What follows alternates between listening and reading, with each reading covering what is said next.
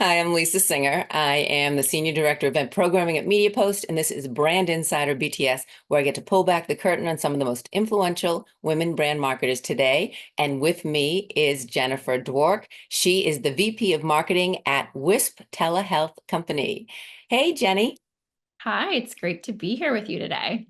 Well, it's awesome to have you. I have to say, you're like going through, as everyone knows, I always do my snooping and going through your LinkedIn and all between your work and what you do. There's just, you don't live a boring life, let's say. No, definitely not. And I wouldn't have it any other way, I would say. Well, I think it's, I mean, one, just first of all, congratulations. I know last year you were named as one of Fast Company's most innovative, world's most innovative brands. Talk about that. Well, first of all, congratulations. That's awesome. Thank you so much. Yeah, it was a huge accomplishment for the whole company, the whole team, and I personally just felt so proud of everyone. I joined Wisp, where I'm at currently.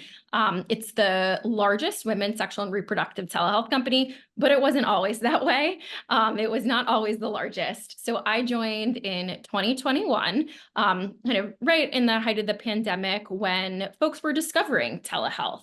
I had not heard of Wisp. They reached out to me and I thought, oh my God, how has something like this not existed before? So basically, we make it really easy, really simple for women to access the care that they need same day for common vaginal infections and for other medical issues. So if you're a woman, you know your body and you know if you have a UTI, if you have BV, if you need birth control, and there's really not a lot of reason to have to go in person to the doctor.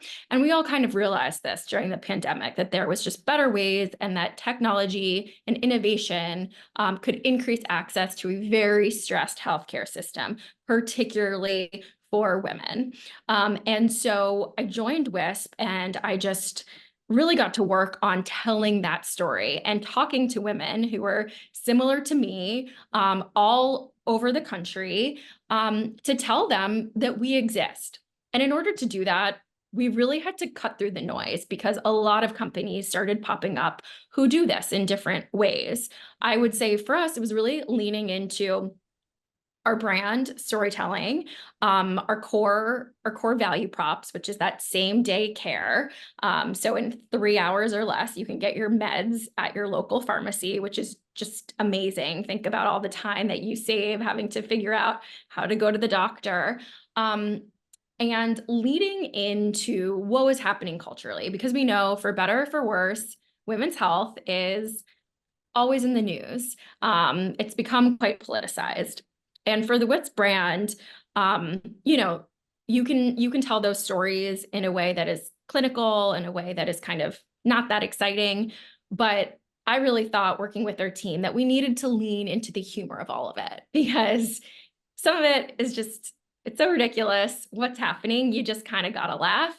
And you have to say the words. You have to say the word vagina, and you really have to go there and lean into it. And so that's what we do with all of our marketing. And we react to what women are telling us in the marketplace. So we ended up winning the Fast Company Award because what we did was when Roe v. Wade was overturned in June of 2022, we reacted to that moment and we saw that women were coming to our site and they were purchasing emergency contraception in bulk and they were getting birth control and they were scared and they didn't know what would be happening. And so we said, okay, what else can we do for them? Well, let's actually offer telehealth medical abortion. We can only do it in the states where it's legal, but we'll be there. And this will increase an already stressed system. If women are having to travel to these states where it's legal, there's going to be a burden on those in-person clinics. So we quickly reacted to that, working with our clinical operations team, and we were able to be there at a time when women needed us. And that was really, really exciting. And I'm glad that Fast Company recognized that. Yeah, no, and I think that, I mean, this is awesome. Now everyone really understands you, but now I want to know the story of Jenny. So, because I mean, I think in understanding where you are at with your organization, with your company, it shows what you're willing to do. Because not everyone is outspoken about certain topics, as you said, and so I want to find out more about you in the sense of you personally, what is innovation to you? Like, so if you're looking at yourself, your career, your personal life, not that career isn't part of that, but just all of that, what truly defines being innovative? Yeah. I think for me, it's about identifying where is there a need in the marketplace? Where am I seeing a pain point and where can I help solve that problem? Maybe it's, something that already exists in the marketplace. Maybe it's developing a new technology. But I think if I look back at my career, that is where I've really leaned into. So, for example, when I was at Book of the Month and helping them reinvent the Book of the Month Club, which was like the first ever mail order subscription. It would send you physical books in the mail. When I thought about this company and why it was important for me to step in there as a marketer and as a brand builder, it was because I saw people were moving away from books. People, it's so easy to download that next Netflix show or to listen to a podcast or whatever it is. And I really wanted to get people to understand, how wonderful it is when you have a physical book. And so I would say, that's not necessarily a new, technical innovation, but it's innovative in the sense that something old can be new. And when you get it in front of the right audience at the right time, using new digital platforms, so meeting her where she was at on Instagram, using influencers, that is something that becomes innovative. And I think that's what I've really looked to do in my career. Yeah, and I think bringing old to new, and I because as you said, that physical book, and I think yes, there are older generations who want that physical book, want it in their hand, want to turn the pages. But I think we're seeing that too, and I don't know if it's a kind of a trend, but it's all of a sudden this new thing, and so we're seeing younger generations also embracing it. I want to ask you, is there a book out now or recently that you read that you would be like, oh my gosh, this is what you need to be reading? Yeah, I love talking about this. So, at Book of the Month Club, one of my favorite authors was Kristen Hanna. I'm sure you've heard of her. The Nightingale was one of her big books, The Great Alone. And her latest release is The Women. It's about the women who served during the Vietnam War as, nurses and in other roles. And it's just a fantastic book. I'd recommend it. So do you tend to lean towards books that, whether they're fictional or not, they have that historical relevance to it? I like to learn something. I have a hard time, shutting off the brain. There's just so much to soak up. I think I'm a really curious person. So I think historical fiction is a great, genre of book and to learn something and also, get into characters' heads. Recently, I've been more on a business book kick, learning about a lot of interesting startups and founder stories. I think from a business perspective, it's interesting to think about, learn from other people's mistakes. A lot of these books read like fiction. I was just reading, the WeWork book and the Bonobos founder who also struggled with mental illness. So it's just, I think real life is more fascinating than fiction. Well, and I think you mentioned a good point, learning from their mistakes. And, I speak with a lot of people like yourself who almost embrace mistakes, in the sense if they feel like if they're not making mistakes, then they're not taking enough, risk and not doing their job the way they need to be doing it. I'm curious if there's been a mistake or a failure, maybe not a mistake, but a failure or a perceived failure in your past that maybe redirected you in a way that really was a positive. Probably so many. I think one of them is, I think when we look to our leaders, sometimes you get pressure to act in a certain way or manage in a certain way, and you're so eager to kind of please and show that person above you that yep, you can do it. And sometimes you compromise your own values or what you think is right in order to please them. I've certainly done that various times, and it's always kind of stuck with me. And whether it had consequences or not, it's something that I have to personally live with. And so I think as I've gotten older, I've learned to trust my intuition. And I've learned that it is more important to, in a respectful manner, stand up for yourself. There's always ways of kind of doing something or not doing something, but I think you really have to stay true to yourself in business. And that's kind of one of the most important leadership lessons I've learned. And I agree, because that's what you bring to the table. I mean, they brought you in for a reason, or you're meeting a client, or, depending on what the situation is. But if you're not speaking true, they may not take it. I mean, everyone can say what their opinions are, but if you don't offer that up, if you just sort of mimic or agree, and I think that's at any level. I mean, it's harder when you're just starting out. But so for that person just starting out, how, and I know you said respectfully, so that's obviously a given. But is there a way, if you look back when you were starting out and maybe you weren't speaking what you really thought, what would you, or how would you maneuver that to do it differently without necessarily fearing that, oh my gosh, now I'm going to be fired or not promoted or whatever it may be? Yeah, I think about this a lot, especially because my first job out of college, I was a television producer in financial news during the financial crisis. So I was at CNBC. It was a very stressful environment. Yelling was a part of the culture. I literally had a very senior exec say to me, if you can't do this right, then you have to leave. And we don't need you here.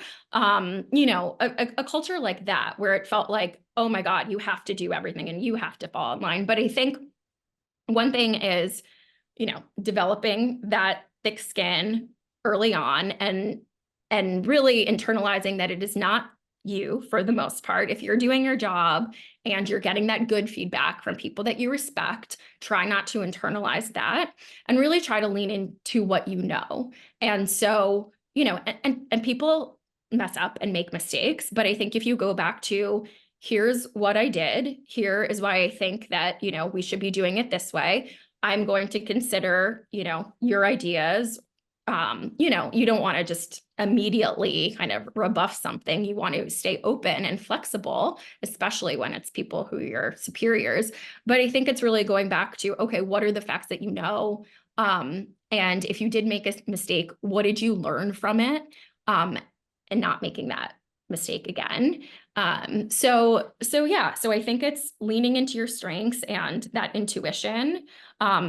There's always trusted people that you can go to as well at every stage of my career. I've had mentors, I've had colleagues who I really respect. Maybe before I respond to an email or a Slack message, I'll ask them what they think, and just taking that moment, taking a pause to kind of really think something through. Yeah, no, and I think, as you said, I mean, if you can say, then this is great, someone wants you to do something, I think this really works. But as you said, to your point, what about this? This I think might add to it. Or, like maybe it's more enhancing or trying to helpful as opposed to your way is wrong and my way is right. But I do love what you said about the newsroom. I mean, working in the newsroom myself, and or have throughout my career, and the tempers, I mean, because you're on deadlines and the tempers flare. And that was the one thing I learned, that being yelled at in the newsroom, and then would all be out afterwards having drinks together, So I feel like what you said you learned, that you need to sort of disassociate yourself. Not that you should be treated horribly. There's a fine line. But in certain instances, when someone speaks like, I need that now, it's like, don't take it personally. So I think that's such a good point to learn. Absolutely. I think it was a really great training ground. And I know, people can be sensitive. And I know now there's been kind of a lot of talk about younger generations. And I do think that there is some value to just, and I know it's hard with remote work, but just setting the stakes that like things are not as personal usually as they seem. It's really, we're focused on the work, we're focused on this, and things can come off, in the wrong way sometimes on Slack and on these digital channels. So I think like laying the ground to kind of remove that can really help temperatures, you know, And I also want to just add too, when you are kind of pushing back or asserting your own opinion, that's why you've been hired. For the most part, people don't want a yes person. They want someone who can contribute, can show that they're using their own kind of ways of thinking. And that's how you're going to ultimately advance. So even though it's scary, I think it's super important to put yourself out there. Yep. And if it's not that kind of environment, maybe you rethink it, because I do think there are people who want the yes people, in their life, and leaders, and which, as really it's going to be less beneficial to them in the long run. But that said, that maybe you read your audience and then you proceed accordingly. But I do agree that's what you bring to the table. So. Well, I'm curious. You mentioned that, starting in news as a producer, and you worked for a few, Bloomberg and CNBC and NBC. Then got your MBA, and I think that overlapped a bit. But then you went on a different route, business and, of course, marketing. Yeah. Talk about that path. And I do think those positions, those careers cross over very nicely. I mean, here I am now in marketing, although still in a journalistic role, but there's a lot of the same skill sets. So I'm sure that was there. But what made you want to do the leap from that TV side, which I might have the answers, know the answers to that, but you share with us. Yeah, well, there's a lot to that. And I think, going back to being a woman in business, the media industry wasn't kind to women. This has been now famously documented. But I really saw at all of those more senior levels that men were getting promoted at rates much higher than women. There were very few women in leadership positions. And not only that, when I saw kind of my career trajectory, I saw at kind of the higher levels, you kind of it went into more of a talent management sort of role. And that is not what I saw for myself. And I was a little bit worried, as much as I loved working in TV, it is traditionally thought of as a more creative endeavor. You're writing and you are, working on graphics and you're putting together you're producing this thing out of nothing each day. And I felt that, and which is why, it's amazing training ground for going into marketing ultimately. But I just felt like in order for me to really advance in my career and not to get pigeonholed, I needed to buff up the more analytical side of my skill set. I needed to understand how companies work and operate. And I wanted to, really, really round out my skill set. So decided to go back to business school, and wanted to explore kind of all different things. I think I had something to prove to myself, going in that, oh yeah, I've been covering the markets and talking, finance talk with all these people for the past few years. Can I do that myself? And so I really leaned into the accounting, the investing classes, debt markets. I was really interested in all of that and ended up doing a few internships in finance, working at TripAdvisor after business school in a finance rotational program. Kind of quickly realized within 18 months, like I miss the creative side so much. And I didn't have to cut that out completely because I was good at it. I loved it. And I really think that like I was only going to be successful if I had that as a part of my role to feel fulfilled. And it was just leaning into my strengths. And so I was able to find digital marketing and brand building, which really uses both sides of your brains. You have to, be a creative thinker, but understand how, you use your resources. You evaluate performance to see where you should be leaning in, where you should be pulling back, reading the signals, using, new technology tools that give you lots of analytics back to make your decisions. And so I kind of fell in love with that performance-driven marketing. And that's where I've landed and, been doing.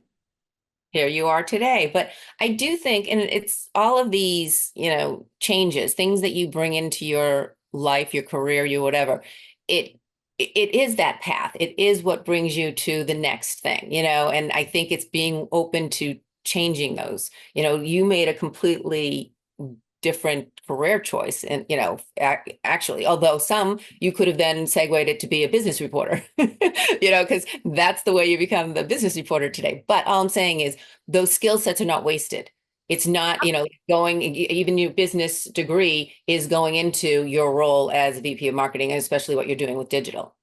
Careers, it's so interesting to me. I can now I see this connective tissue and this, I can tell this story, but going through it, you're stressed. I was really stressed out when I took out a huge loan to go to business school, thought I would go into finance and be able to quickly pay off those loans, and realized, oh no, I'm going to go into marketing, which, is not quite as lucrative, has its moments, but I kind of trusted myself that I would find success when I leaned into the things that I was naturally good at, where I could leverage all of these skills, and also, listening to the marketplace. Like I joined when I moved into marketing when direct to consumer companies were really starting to take off with all of these new digital tools, the world of social, the world of influencers, e-commerce. And I was really excited about that.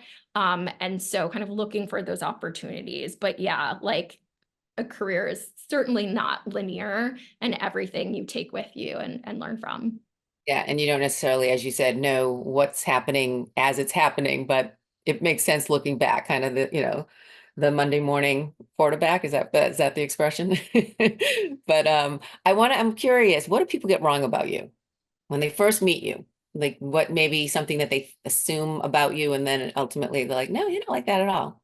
Oh, that's funny. That's a good question. I think, well, I go back to something that my mom always tells me. She is always very surprised that I'm as competitive as I am, because I think I try, and I think a lot of us as women have been, taught in order to be likable or to fit in, or to make friends, you kind of have to tone that part down. And I think when I came into the business world, that's where I could really lean into that and was rewarded for that. And so I think now that's not something to be, you know, embarrassed about or to feel bad about. I think it's more than okay. It's great as a woman to be competitive in a healthy way. Well, yeah, I mean, one, yes, I'm very competitive myself in certain things, and in other things, it's just it depends. I guess I pick my battles, but not that it's a battle, but I think though with women who are competitive or who stand up for themselves, and it becomes you get called different things, the B word, the she's this, she's that. Like it's not always seen as a positive. I mean, I think that's changing. We're seeing so many more women in senior level positions, and they're being themselves. And that's not to say that you're always one way or the other, but you're going to have even some, which I'm assuming when your mom was saying that, because you come across very, hey, and, this, and like take it as it is. But I'm sure when there's things that need to be done and they're not getting done, you're going to let them know. That is a very even way to do things. But what if they're only seeing that side at one point? Then they're calling you this, or they're, whereas a man, it's strong, it's authoritative. Like, how do you handle those kind of assumptions? Yeah. I mean, it's hard. I don't think anyone has figured it out. I think, I sort of wish that we were further along here and didn't have to, continue to have this conversation, but we do, because there is still that double standard. I've been surprised at how it's persisted and how, at each stage in my career, I thought it would get easier. It's actually only gotten harder. I think, maybe that was naive of me, but the higher up you go, up the ladder, you find less and less people who look like you, who are women, and it becomes harder and harder. And so I think I haven't quite figured that out, but I think again, kind of going back to what to be core and good about yourself, relying on those allies, on those trusted advisors and mentors. I'm also a part of a network called Chief, which is for senior executive women. We just had a group session this morning. It's like group therapy. And I think they go through a lot of great tools to help, senior leader women. So I think it's, constantly a work in progress, but something I'm mindful of, and also try to protect my own mental health and well-being by not letting it, consume everything. Yeah, no, I agree. And I think, and I have to ask what your thoughts are on women who do get to your level. And I I think so many and a lot, most of the women, if not all of the women I speak with, like yourself for this, um, are so into mentoring and helping women get that step up that maybe they didn't have. But also, I feel like there's another set of women who maybe aren't as open to that. Maybe it's more they want them to go through what they went through. Maybe they're considered a threat. And I feel like it's a little split. I don't think you necessarily see that with men. Are you like, I mean, talk, what are your thoughts on that? I absolutely agree. And it was interesting, like going back to the CNBC example, I think it was really hard for women executives, prior to the past few decades, forever. And so I think it was a very different culture. And to survive in that environment, it was not one of mentorship. And I felt very much like, oh, wow, I am not going to be helped up here. I'm going to have to, cry, kick, and scream my way up, or just take a hard right turn and figure out something else. I think, yeah, it's interesting too, working in women's health. Now, I would say it is one of the most collaborative environments I've been in. There's so many amazing founders, senior execs at health companies, women like myself, and we all really work together, share resources, we partner. We just personally commiserate. But then if you're looking at, okay, a lot of us and a lot of people in the space are looking for investors or, VC, then Mhm. again, you encounter it's a mostly male environment. And so it's not, oh, okay, we're in this like mostly women environment. No, you still have to figure out how in the overall marketplace you're going to cut through and you're going to prove yourself. And so I think actually Julia Borstein, who was a CNBC reporter, wrote an amazing book. I think it's called Women Who Lead. And she wrote about how here are the facts about how women tend to lead versus men and how you kind of use that to your favor, how you lean into that and present it in a way where it's like you kind of got to play the game. Like, for example, we know that companies that for women that have a philanthropic angle tend to get more investment than those that don't. So yes, women are empathetic and all of those things, but like use that in your business strategy as well and put those things forward. Use those statistics in order to like, yeah, and win in, Yep. And again, it's going back to being who you are. Like as a woman, we have certain positives, things that can benefit us, things that, and I'm not saying using your wiles, like or whatever. And I'm just saying but yeah, in a sense, like these are certain aspects of us of that are softer and more empathetic and more understanding, whatever you want to label it. Those are things that are making us who we are. And I think make us in some ways better, not to say that then we don't take on some of the traits. And I think men can take those traits as well. I think they can cross over. I'm not someone who says this is men, this is women.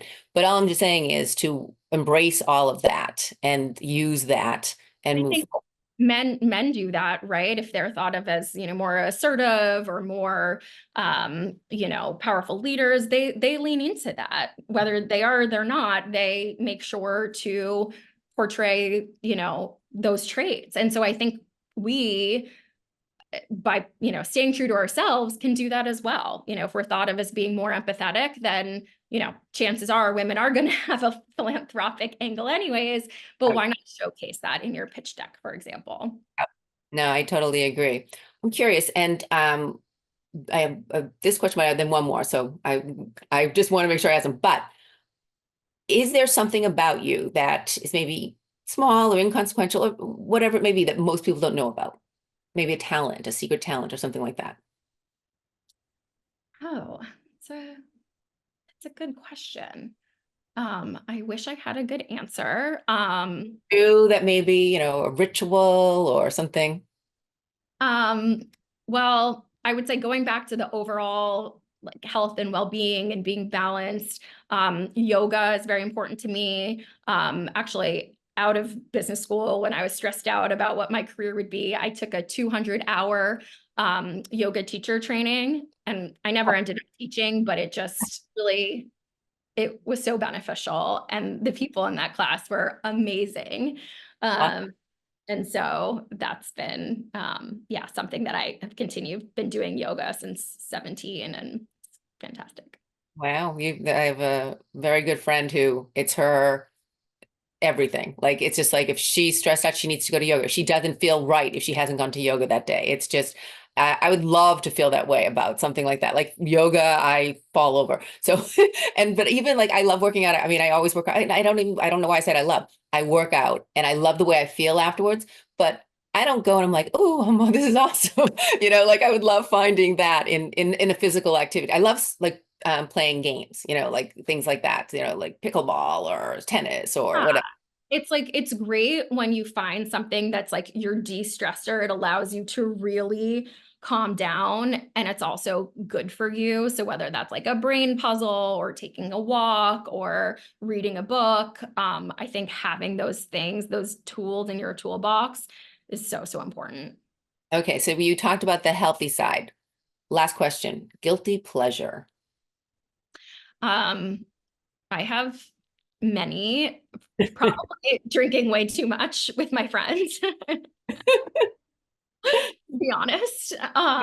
Irish, so I can, and I'm Irish, so it's not a negative. But so yeah, that's a guilty pleasure. It's fun. Yeah, Okay. yeah. I mean, rosé on a summer night in New York City, like what's better than that? I'm Cabernet, even in the summer night, but I agree with you there as well. So, well, Jenny, this was awesome. Thank you so much. I really appreciate it. It was such a pleasure getting to know you. Thank you. I appreciate it. And thank you for watching. And hopefully, if you want someone that you want me to sort of find out more about, have as a guest, just let me know who, and I will do my best to get her. So again, thank you for watching, and thanks again, Jenny. Thank you.